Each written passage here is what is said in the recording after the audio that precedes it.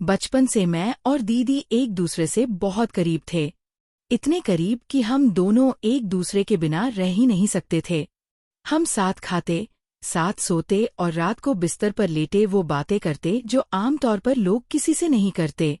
जब वो मेरे कमरे में आकर सोते तब मम्मी पापा को भी कोई शक नहीं होता, क्योंकि हम तो सगे भाई बहन थे। जब तक मैं 18 साल का हुआ तब तक हमारे बीच सब कुछ मासूम था।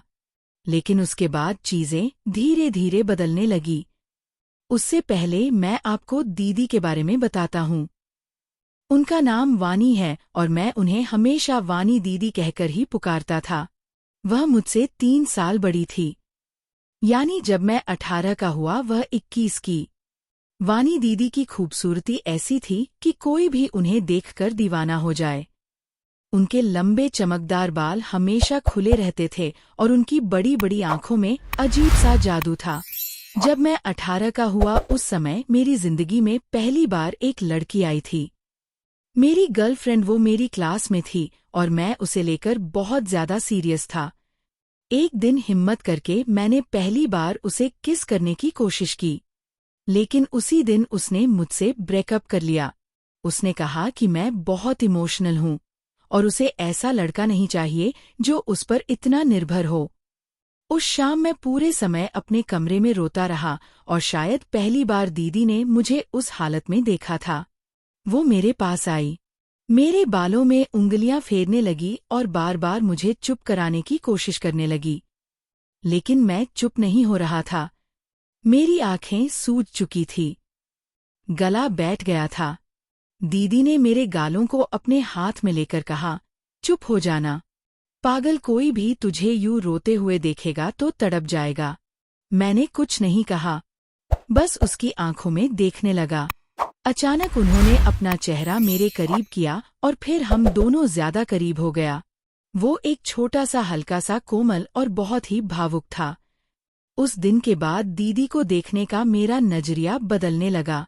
जब भी वह मेरे सामने आती, मेरी नजरें अक्सर उनके शरीर पर टिक जाती।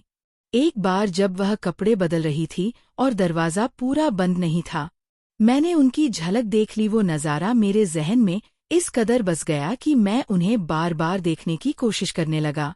अब मैं अक्सर दरवाजे की दरारों से झांकने की कोशिश करता या तब कमरे में घुसता जब वह नहाकर बाथरूम से बाहर निकल रही होती। धीरे धीरे दीदी को भी यह महसूस होने लगा कि मेरी नजरें अब वैसी नहीं रही, लेकिन उन्होंने मुझे कभी रोका नहीं। कई बार तो ऐसा हुआ कि वह जानबूझकर अपने गले की नेक लाइन ढीली कर देती जिससे उनकी क्लीवेज झलकती रहे। कभी बिस्तर पर लेटते हुए वो ऐसे झुकती कि उनकी छाती का नज़ारा मेरी आंखों में उतर जाए, और मैं दीवाना बना उन्हें हर बार चुपचाप देखता रहता। एक दिन जब हम दोनों घर पर अकेले थे और किचन में ब्रेकफास्ट कर रहे थे, अचानक उनके हाथों से गर्म दूध ग्लास उनके टॉप पर छलका। वो जोर से चिल्लाई और दर्द से तड़प उठी। दूध इतना गर्म था कि उन्होंने तुरंत ही अपना टॉप खींचकर उतार दिया। दीदी के अंदर के कपड़े भी गीले हो चुके थे जो उनसे चिपके थे, और वह भी गर्म दूध से दीदी को जला रहे थे, इसलिए उन्होंने वह भी निकाल दिए। लेकिन फिर भी उनकी त्वचा जलती रही और वह तकलीफ में हांफने लगी। मैं हक्का बक्का खड़ा सब देख रहा था। मैं दौड़कर फ्रिज के पास गया और देखा वहां ठंडा चॉकलेट सिरप रखा था। बिना कुछ सोचे मैंने वह बोतल निकाली और सीधा दीदी के पास पहुंच गया।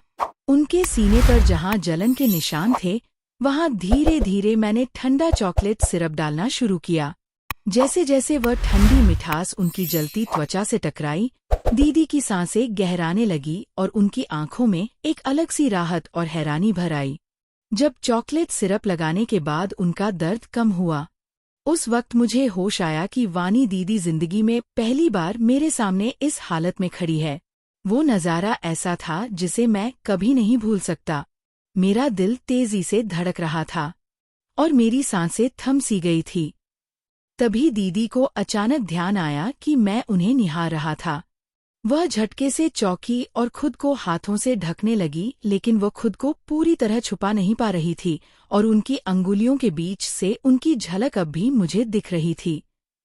उस घटना के बाद दीदी का रवैया बदल गया। वह अब मुझसे ना तो शर्माती ना ही कुछ छिपाती। जब भी वह कोई नए कपड़े खरीदती तो सब कुछ मेरे सामने ही खरीद लेती। लेकिन हर बात के पीछे एक अनकही चाहत भी छुपी हुई थी। एक दिन जब लाइट चली गई थी और रात का समय था, दीदी मेरे कमरे में आ गई। वो अंधेरे से बहुत डरती थी। कमरे में अंधेरा था लेकिन बाहर से आती हल्की रोशनी में उनका चेहरा और बाल चमक रहे थे। वह धीरे से बिस्तर में मेरे पास आकर लेट गई और बोली, मैं डर रही हूँ। आज तेरे पास ही सोती हूँ। मैंने उनकी तरफ देखा।